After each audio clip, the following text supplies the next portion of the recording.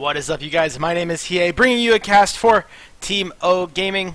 This will be a PvZ, as I am on normal speed. In the bottom right, the Team oGaming player, it is Affenzahn. Yay! And in the top left, the mYi.Insanity Zerg player, in the blue, it is Evaner. Yay! So quickly before we get this game too far rolled along, I will probably refer to Affenzahn, our barcode Protoss, as Andrin every now and then, because I do refer to him as Andrin when we talk casually, because that is his name. So Affenzahn is looking like he wants to pile on the low ground, and that is what he's going to be doing. Probably going to be going for a Forge expand. Typically you don't see Gateway expand on the low ground like this.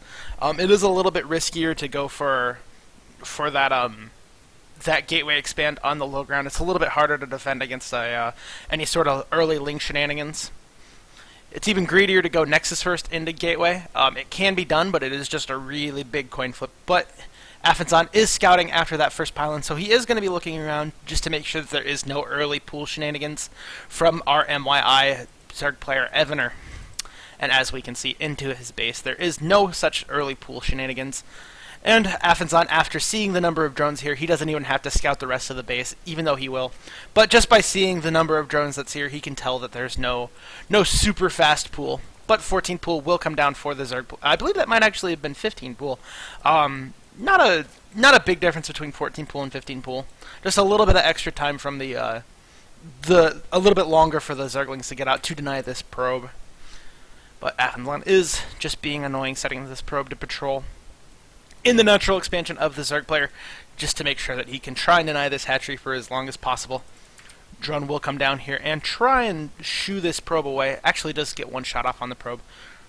This probe won't be able to fight this drone heads up, but it's just going to kind of do the little probe dance that every Protoss player does, just to try and annoy a Zerg player, and actually does get back in there once more.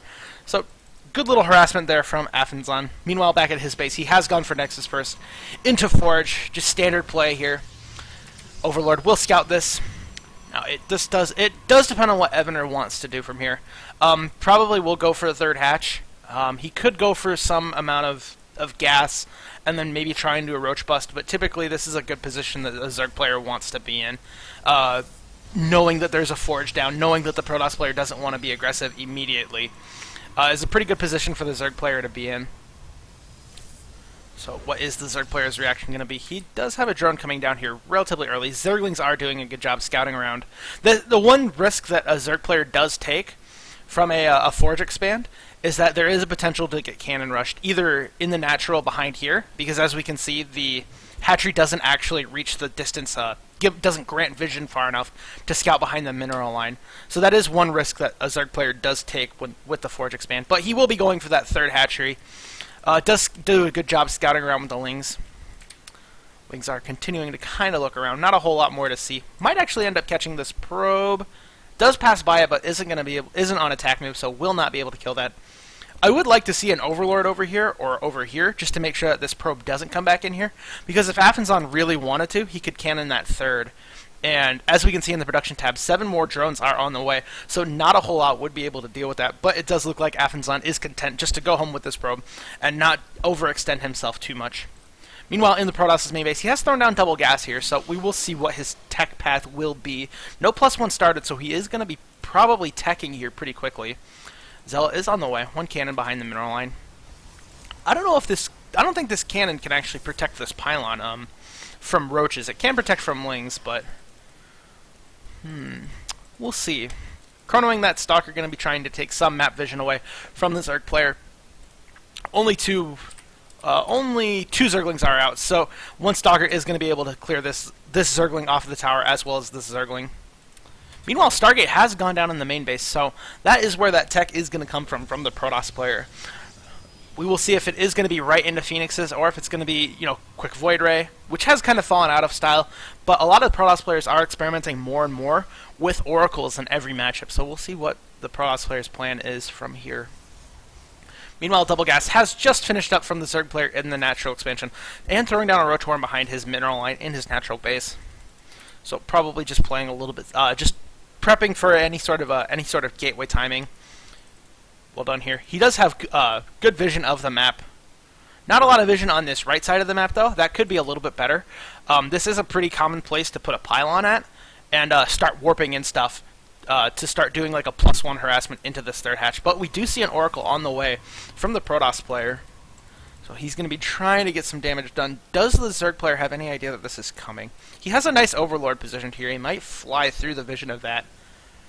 But Protoss player probably could do a little bit better job clearing out the towers. He is taking a third base. If he could get this Oracle out onto the map without flying through any of the towers, that would be really good. But Zerg player is already throwing down a Spore Crawler in each base, knowing that the time for a gateway timing has come and passed. So he knows that there's something else coming. The Stargate is a really good possibility from here.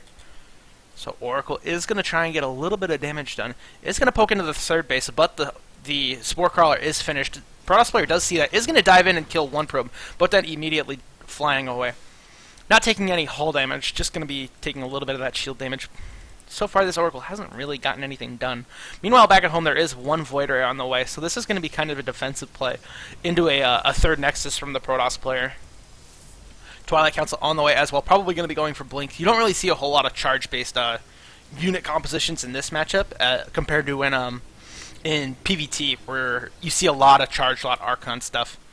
Meanwhile, this Oracle is actually pretty much out of energy. Might have been a little bit of a misstep there from the Protoss player, not deactivating the Pulsar Beam. Now this Oracle can't poke into the main base and start potentially doing damage. Meanwhile, there are 22 Zerglings on the way. I wonder if these are just defensive or if he's looking to actually try and do something with these. Speed is almost done. +1 missile is on the way as well. So we'll see what his plan is for this many Lings. Speed has just finished for the Zerg player as well. Meanwhile, Protoss starting to secure this third base. Mothership Core is out, but only has enough energy for one overcharge. Ling is going to scout in here and take a look. Is going to see that there is a cannon as well as a small little gateway wall. 14 roaches are on the way now as well, so it looks like he might be trying to get a little bit more aggressive against this as +1 and speed is finishing up here. Robo Facility, is on the way as well. Blink has started. Not a lot of chrono going into that though. Probably wants to get that done as soon as he possibly can. Oracle, meanwhile, continuing to try and do damage up here. Has gotten 2 more kills though, but just continuing to try and scout around and is looking for anything that it can possibly pick off. Meanwhile, +1 and speed is finishing up for these roaches, as 11 more roaches are in the production tab, so it does look like Evaner is trying to get a little bit of a timing in here. We'll see how well he can do. There's not a whole lot of stuff here for the Protoss. Blink is not quite done. +1 attack for the Protoss player has finished, though, so that will definitely help here. Zerglings are trying to get in the natural base, but a well-positioned Zealot is going to deny those. Meanwhile, Roaches are starting to flank around into the third base. Overcharge is forced. Good timing there on the overcharge. Roaches starting to focus away at the pylons, but with more Stalkers and that one Void Ray coming down, it does look like the Roaches are trying to get something done here, but are eventually forced back out. 10 more Roaches are on the way. Meanwhile, RoboBay has been started for the Protoss player, as well as a Warp Prism. Blink is just about finished here for the Stalkers of the Protoss player. +2 is about a third of the way done as well.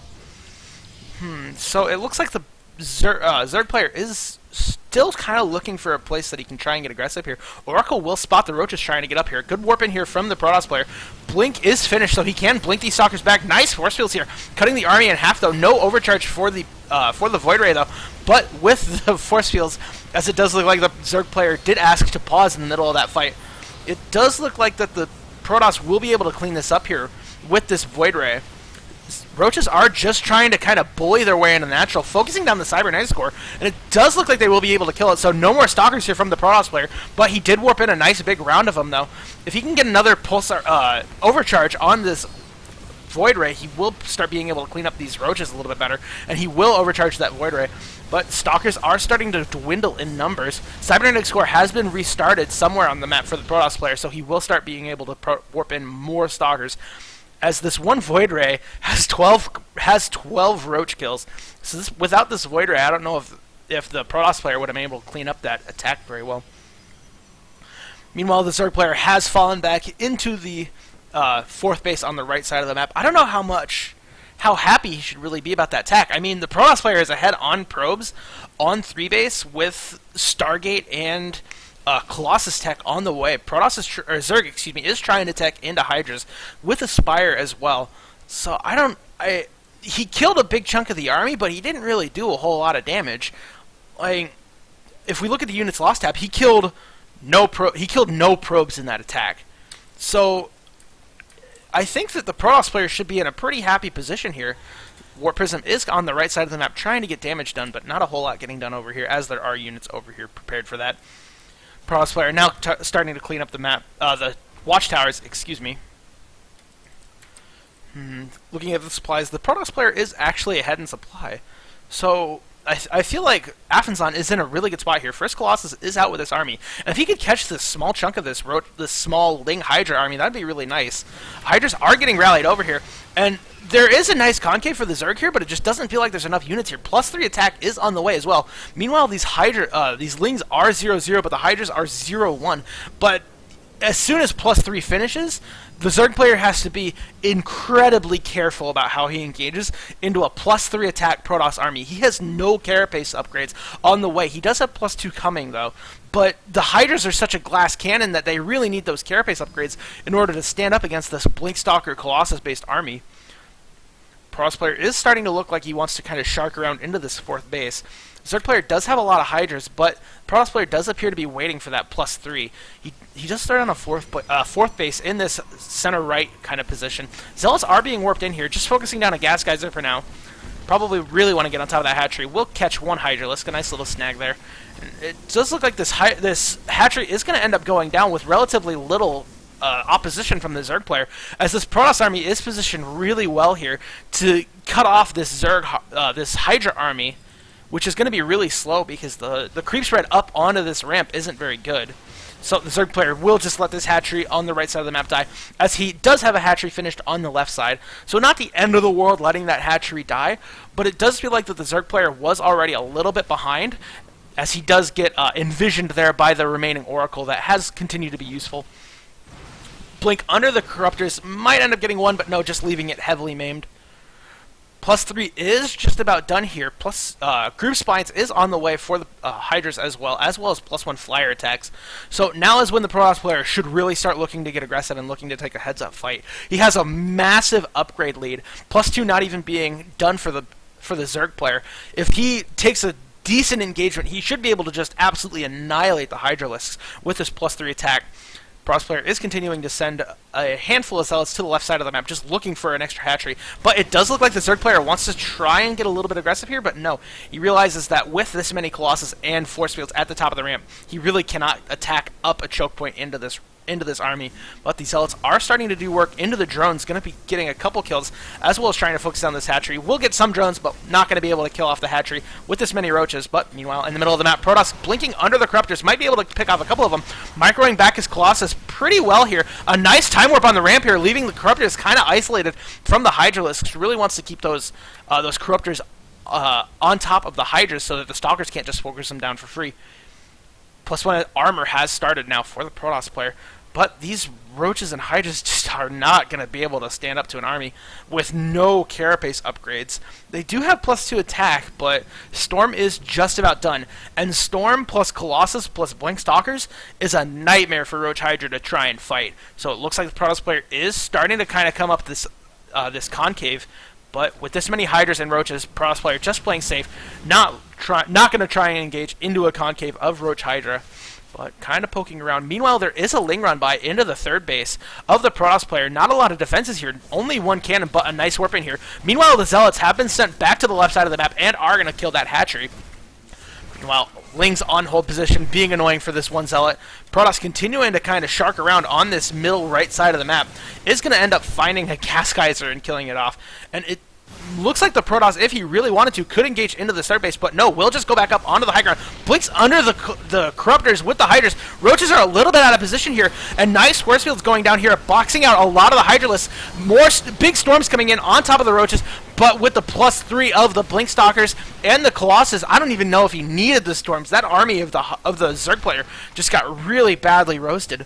And it does look like the Zerg player is trying a bit of a muta switch here, but as I said before, these Stalkers have Blink, have +3. There's not a lot of anti-air in the main base to speak of as far as anti-muta defenses, but Protoss player does look like he is going to start going into the natural base now. A bit of a counterattack from the Roaches, the slow Hydras and Roaches and Corruptors of the Zerg player. But, I mean, the Protoss player has shown that he has good warp-in timing to deal with this kind of stuff. So I don't know how much damage this can do.